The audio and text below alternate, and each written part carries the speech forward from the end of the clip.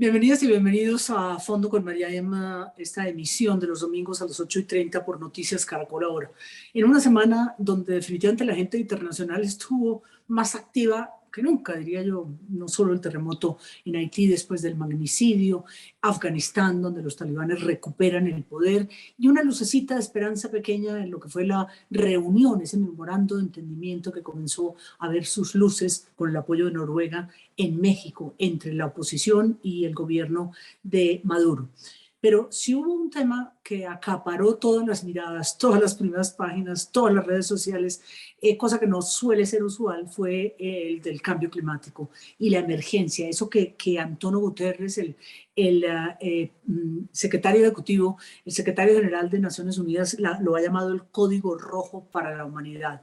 Y es el ahora o nunca, con este informe que se publicó y que nos prepara hacia lo que será la COP, la cumbre del cambio climático en Glasgow este próximo noviembre. Y para hablar de eso, tres expertos, tres conocedores, tres personas que han estado muy ligadas a este tema durante sus vidas de trabajo. Y yo diría que el primero que quisiera mencionar es Gustavo Mañez, el coordinador de cambio climático del programa de las Naciones Unidas para el Medio Ambiente en la Oficina de América Latina y el Caribe. Gustavo, bienvenido y gracias por sus luces, que espero nos den un poquito más de claridad junto con Cristian Samper, ese viejo amigo, tal vez desde la Humboldt hace muchos años y ahora dirige el fondo y la agencia más importante, diría yo, la ONG más importante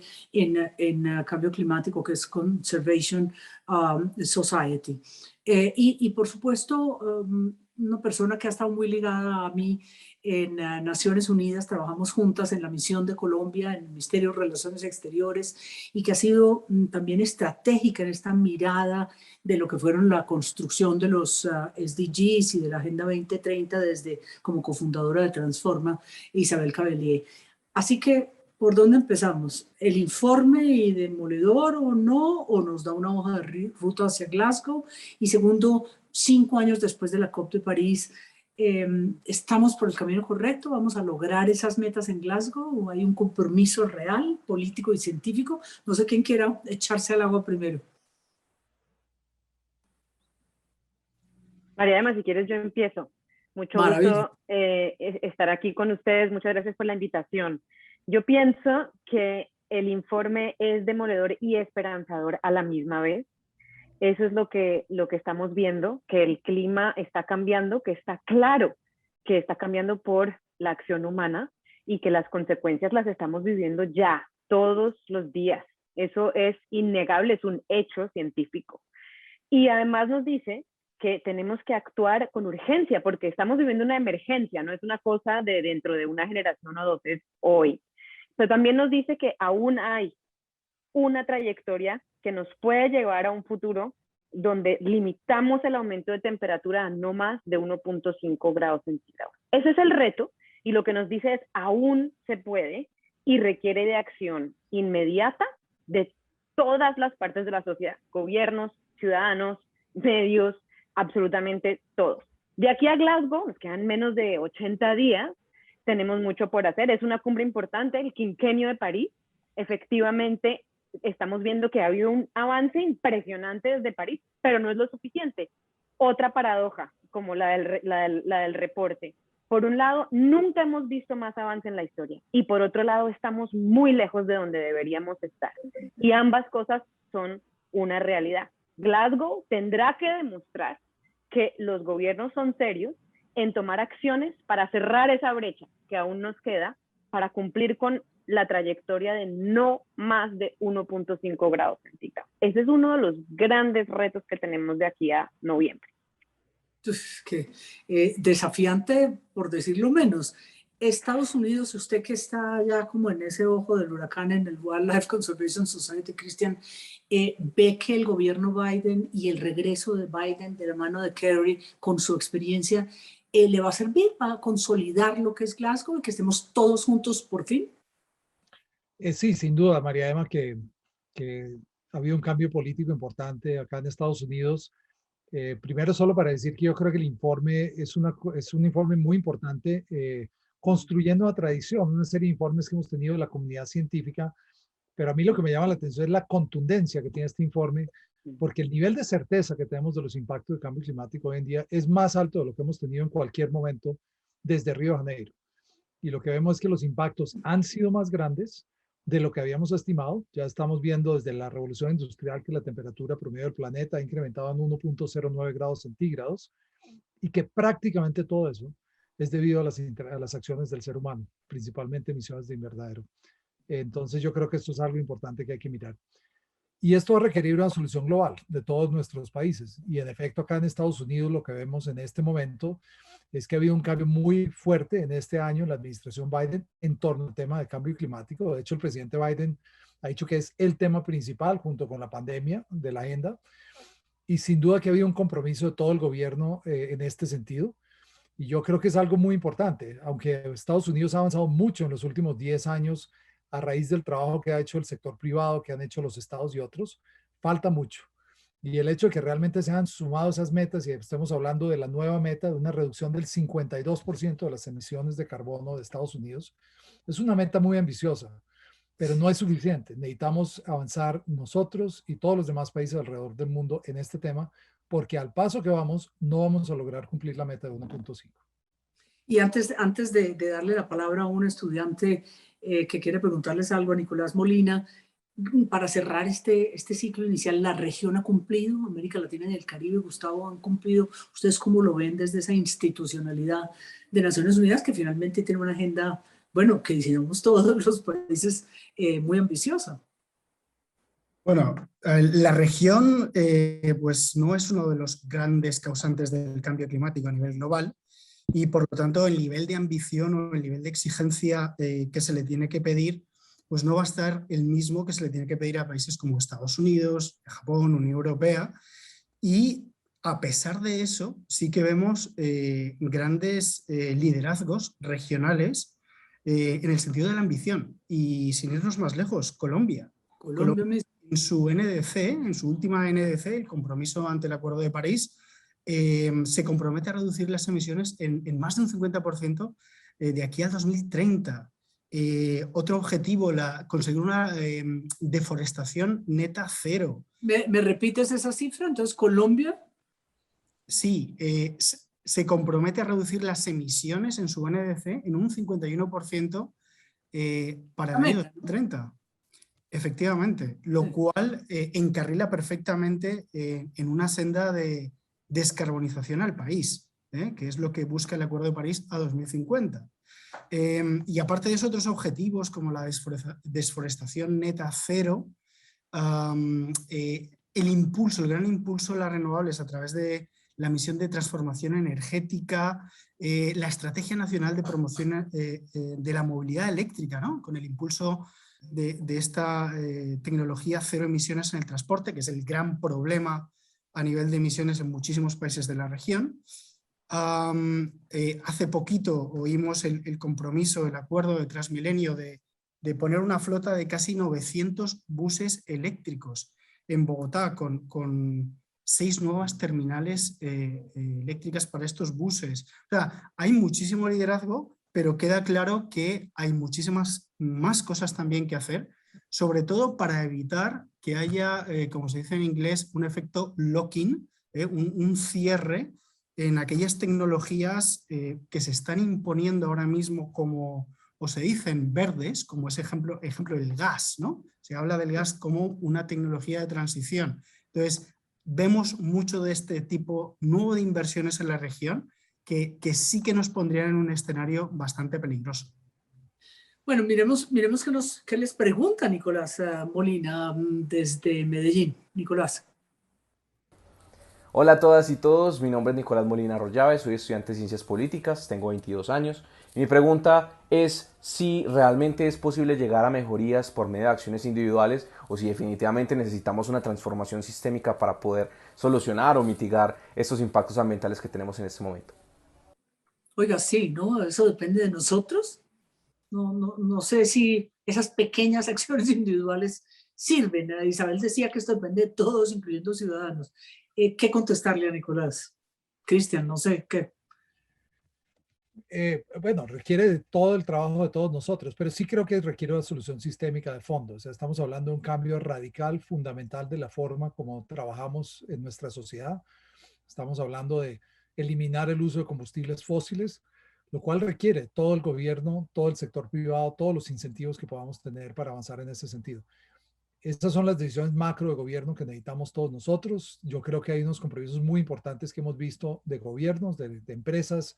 Vemos, por ejemplo, el sector de transporte, las grandes transformaciones que van hacia vehículos eléctricos. Es una transformación rápida, pero tenemos que seguirla acelerando. Pero mientras hacemos eso, sin duda que todas las acciones que todos nosotros tomamos cada día tienen un impacto. Y si cada uno de nosotros toma una decisión distinta, desde cómo nos transportamos, hasta qué comemos, porque temas, por ejemplo, como el consumo de carne y otros son elementos importantes, todos son elementos que contribuyen hacia eso. ¿Y la educación está apuntando a lo que toca? Isabel, vamos en el camino correcto, porque para mí siempre es imprescindible que desde el colegio, desde el grado cero, uno empiece como con un programa de mayor conciencia. ¿La estaremos logrando en el mundo, eso que pretendimos con los SDGs? Yo pienso que en términos de educación hemos avanzado una cantidad, María Emma, sin duda, y vemos como de forma muy común que los jóvenes y los niños realmente tienen otro nivel de conciencia, tanto así que han estado en las calles ya durante años pidiendo un cambio, y que el reto es que a nivel individual, para también responderle a Nicolás, no solamente tenemos que contribuir, porque la transformación sistémica tiene que ocurrir a todos los niveles del sistema, que necesitamos es cambiar las mentes no solo de los niños, sino de los adultos y de los adultos que están en las juntas directivas tomando decisiones todavía. No tenemos tiempo de que los niños que hoy están muy conscientes y en las calles pidiéndonos un cambio, y que en muchos casos ni siquiera todavía tienen edad para votar, lamentablemente esas voces todavía no están tomando las decisiones que se requieren para el cambio sistémico que menciona Cristian. Entonces la educación es importante, sí, pero necesitamos que el cambio ocurra ahora, no dentro de 20 años, cuando los niños de hoy apenas están en el colegio. Y desde Naciones Unidas ese maridazgo, dijéramos, que veíamos cuando construimos la Agenda 2030 entre el sector privado, ya Cristian lo mencionaba, las ONGs, el sector privado, las redes, ¿existe, se ha ido consolidando ese relacionamiento tan indispensable para cualquiera sea esa solución? Yo pienso que sí, ha avanzado una cantidad, no lo suficiente, sin duda alguna. Además, porque ese maridazgo tiene además dos caras de la moneda, ¿no? Y esto lo sabemos todos los que hemos trabajado en algo relacionado con políticas públicas. Tiene de bueno y tiene, digamos, del potencial de aumentar la transición y la transformación. Por ejemplo, el caso del transporte es un buen caso de potencial maridazgo positivo, pero también de maridazgo no tan positivo con lobbies profundamente poderosos que están impidiendo o retrasando las transiciones, y esa es una realidad a la que le tenemos que hacer frente. Y eso pasa en Colombia y pasa en todo el mundo. Tenemos grandes incongruencias entre nuestros deseos y metas y las políticas públicas que terminan siendo realidad y que terminan siendo ley con influencias de unos maridazgos no tan positivos. No vamos a dejar de ver eso, pero sí tenemos que, como ciudadanos, trabajar para exigirle a nuestros gobernantes que los maridazgos sean los positivos.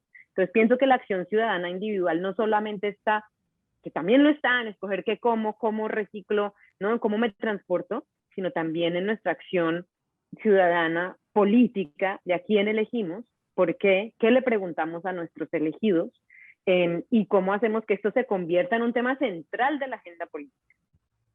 Claro, yo recuerdo cuando estábamos hace 5 años próximos al Acuerdo de París, esa sensación tan emocionante, esa sala que se explotaba.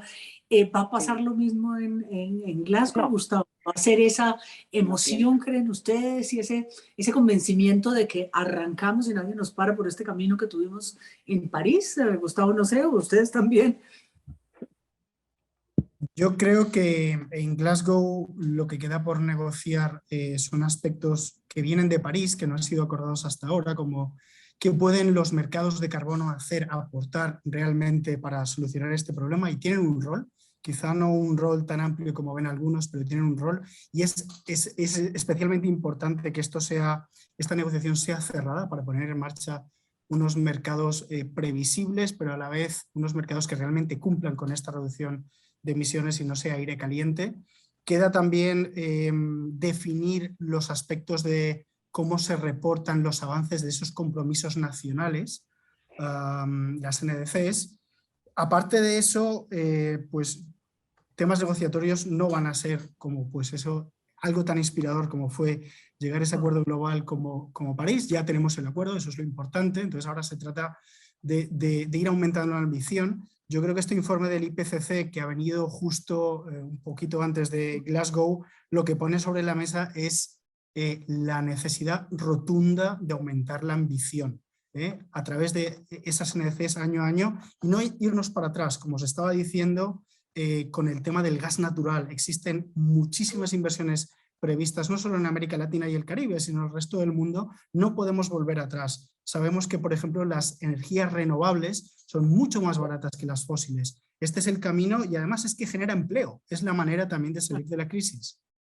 Y Cristian, no sé, esa misma claroscuro hacia Glasgow y qué viene post-Glasgow, que el año 22 que va a ser tan importante también. ¿Cómo se ve esos claroscuros de ahora? Mira, yo creo que, o sea, Glasgow sí va a ser una reunión muy importante y estoy de acuerdo que tenemos que terminar parte de las negociaciones que vienen desde París. Una de las metas que hace falta cumplir y que hay mucho enfoque es el tema de financiación para esta transición que se tiene que dar, ¿no? Y estamos hablando, el compromiso era tratar de llegar a 100 billones de dólares al año. Estamos muy lejos de poder llegar a esa cifra y es algo que requiere, es que va a requerir, sobre todo para países en vías de desarrollo que no tienen los recursos para poder acelerar eso. Pero una de las cosas que me gusta mucho, nosotros estamos trabajando muy de cerca con el gobierno británico, el diseño de la cumbre de Glasgow, es que creo que uno de los cambios importantes es que el tema de las soluciones basadas en la naturaleza va a ser uno de los ejes centrales y el enfoque de Glasgow. Y eso es muy importante para un país como Colombia. Como dijo antes Gustavo, América Latina y Colombia en particular no es la causa principal del cambio climático global, pero sí podemos ser una parte importante de la solución. Y la ventaja comparativa que tiene un país como Colombia está en esas soluciones basadas en la naturaleza, temas ligados a la conservación de bosques, restauración de ecosistemas, incluso temas marinos.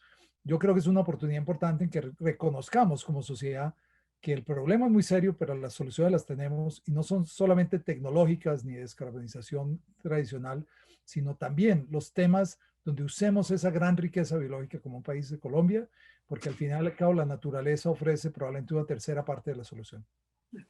Quería preguntarle a los tres un poquito, yendo al sector privado otra vez, no solo al empresarial, a esas juntas directivas de las que hablaba Isabel y que usted conoce muy bien, Cristian, le ha tocado muchísimo. Estamos con la decisión política, con la chequera, como dice Cristian, por ahí cerquita, y con la posibilidad de hacerlo, es decir, las empresas, las industrias se pueden reorientar, porque claro, nos pasaron 5 años desde París y nuestra meta de Glasgow es terminar París. En el 22 y la agenda que se sigue, con los informes que se siguen, van a poner al sector privado a ese cambio tan drástico en un momento tan difícil de pospandemia y de falta de recursos. No sé, Isabel o Cristian, ¿ustedes qué piensan? ¿Cómo se ve desde Mariana, ese...? yo creo que ese es un claroscuro, como tú mencionabas. Y pienso que es un claroscuro porque yo creo que sin duda el sector privado tiene un rol fundamental. Hay algunos empresarios que ya están avanzando de forma muy significativa con todas las críticas que hay. Un ejemplo interesante es el de Amazon. Creo que va a tener un gran impacto en su cadena de suministro porque asumió el compromiso de llegar a 0 emisiones, ser carbono neutral al 2040, 10 años antes del 2050, que es lo que requiere la meta del 1.5, y así como ellos hay muchas otras empresas, el sector financiero se está transformando, es muy interesante lo que ellos están haciendo. Hay una nueva alianza cuyo acrónimo en inglés es GFANZ, Glasgow Finance, bueno, for Net Zero, algo así, creo que es la cosa, que es el compromiso sombrilla de todo el sector financiero, de bancos comerciales, de administradoras de fondos y de dueños de fondos o inversionistas institucionales, por lograr que todos sus portafolios se descarbonicen. Eso va a tener un impacto importantísimo en la economía, porque por supuesto ellos están tomando decisiones de inversión y ellos se sientan en las juntas directivas de muchas empresas, de todas las empresas que cotizan en bolsa, básicamente. Yo creo que eso es un avance que nunca hemos visto antes y es una de las 3 cosas que tiene que pasar en Glasgow políticamente. Tenemos que ver una transición importante, una nueva catalización, esa palabra no existe en español, perdón, de compromisos del sector privado para terminar con, digamos, el carbón. Ya tenemos que tener una fecha límite para que haya una transición definitiva en el sector transporte, en fin, en varios sectores, lo mismo con los sectores que tienen que ver con o que tienen impactos en la deforestación, etcétera. Esa es una de las 3 cosas importantes.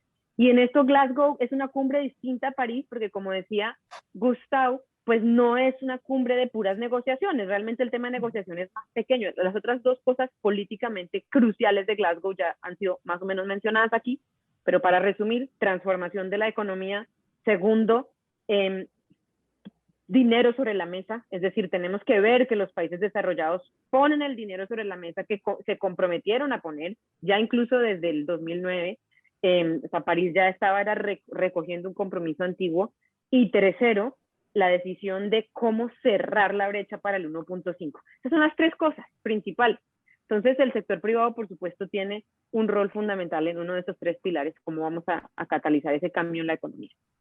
Yo no puedo cerrar esta charla con ustedes, que quisiera dejarla hasta Glasgow precisamente abierta. Tiene una pregunta de una niña de 8 años, Rosario Muñoz. A ver, y volvemos y rematamos, si les parece, la escuchamos. ¿Qué va a pasar con los osos polares si el polo norte se está derritiendo? Ay, Cristian. Le toca a Cristian. A todos ustedes 3, porque con eso vamos a cerrar, con esa visión, ¿no? ¿Qué tan claro? No, el tema es que, es una muy buena pregunta y lamentablemente los osos polares son una de las especies amenazadas en peligro de extinción que dependen de un tipo de ecosistema, y los impactos del cambio climático se están sintiendo de manera muy, muy fuerte en las zonas polares y en las zonas de alta montaña también, como lo vemos aquí en Colombia, pues con temas de los glaciares y otros. Y esto nos trae un tema muy importante, que es no solamente lo que se llama la mitigación, o sea, la reducción de emisiones, pero todo el tema de la adaptación. Porque lo que se trata, queramos o no, el otro gran mensaje de este informe del IPCC es que aunque paremos todo en este momento, va a haber un proceso continuo de cambio que va a seguir por 50 años. Entonces tenemos que adaptarnos, tenemos que realmente tomar las medidas para ayudar que la vida silvestre, que las especies, que los cultivos, que las ciudades, que todos nosotros podamos sobrevivir y adaptarnos a algunos de esos cambios, no en cambio de tomar las medidas, pero además de tomarlas. Y ese tema de adaptación tiene que convertirse en un tema mucho más importante, porque, por ejemplo, para Colombia, en la región andina, tantas regiones, tantos cultivos, tantas zonas se están viendo afectadas ya por este cambio climático, que tenemos que tomar medidas de adaptación para poder sobrevivir y sobrellevar estos cambios que vamos a vivir no solo por 5 o 10 años, sino por los próximos 100 años. Creo que a Rosario le va quedando claro. Y no sé, Gustavo y Isabel, una palabrita final de cada uno. Mariama, si me permites volver a la pregunta del sector privado, porque creo, o sea, en Naciones Unidas tenemos muchas asociaciones público-privadas. A mí me ha tocado trabajar en bastantes y, por ejemplo, en una que trabajé para pasar del bombillo incandescente a la iluminación eficiente, ¿os acordáis? Me tocó trabajar con los 2 grandes líderes de la iluminación en aquel momento y había un bloqueo muy, muy fuerte de LED, de las lámparas ahorradoras, porque ellos querían pasar a través de los halógenos primero, luego las compactas fluorescentes y ya muy en el futuro los LED, ¿no? Ahora resulta que los LED son los que ocupan la mayor parte del mercado, y esas 2 empresas o bien han sido vendidos a fondos de inversión o han cambiado su nombre y solamente hacen LED. O sea, ya no existen. O te montas al tren de la 4ª revolución industrial o no vas a tener mercado. Qué bien. Pues muchas gracias, Isabel. ¿Qué le decimos a Rosario? Complementándolo de Cristian. Gracias por tu pregunta. Lo que va a pasar es que tú, yo, María Emma, Cristian, Gustavo, tus papás, primos, tíos, sus empresas, sus hogares, sus familias, nuestros gobiernos, vamos a tener que trabajar día tras día para que los osos polares, pero también los cuatís de páramo de Colombia, los colibríes, las mariposas, nuestros mangles, nuestros bosques, nosotros, que somos una especie como ellos, podamos florecer. Porque esta transición por la que estamos trabajando hacia una economía limpia, hacia una sociedad de igualdad y bienestar, es una transición hacia un futuro que es un futuro en el que todos prosperamos. Va a ser difícil, va a requerir cambios que a veces nos van a parecer retadores, pero realmente estamos caminando hacia un futuro que es un futuro en que todos prosperamos. Entonces, hagámoslo ya. Bueno, maravilloso ese final, porque yo creo que a mí se me está acabando un poquito, disminuyendo un poquito el oscuro y saliendo un poquito más el claro, consolidándose el claro. Y sí siente uno con esa esperanza de los niños, pero de toda la sociedad y de nuestros gobiernos, que Glasgow puede ser un punto de partida, esa COP26, así que les agradezco muchísimo a los tres. Creo que ha sido muy interesante este diálogo y que bueno, habrá cosas por venir que no sean tan positivas, pero el compromiso, creo que ya hay una conciencia clara de que lo vamos a lograr. Isabel Cavelier, a Cristian Samper, este viejo y consolidado amigo de esta casa, y a Gustavo Mañez, gracias por acompañarnos y nos vemos en Glasgow. Muchas gracias, Mariama, y buenas noches. Gracias, Mariama. Un gusto. Que estén muy bien. Y a todos ustedes nos vemos en 8 días aquí en Noticias Caracol Ahora, a fondo con María Emma, en una emisión más que ojalá sea alentadora hacia ese panorama internacional que nos rodea. Muchas gracias, aquí los espero.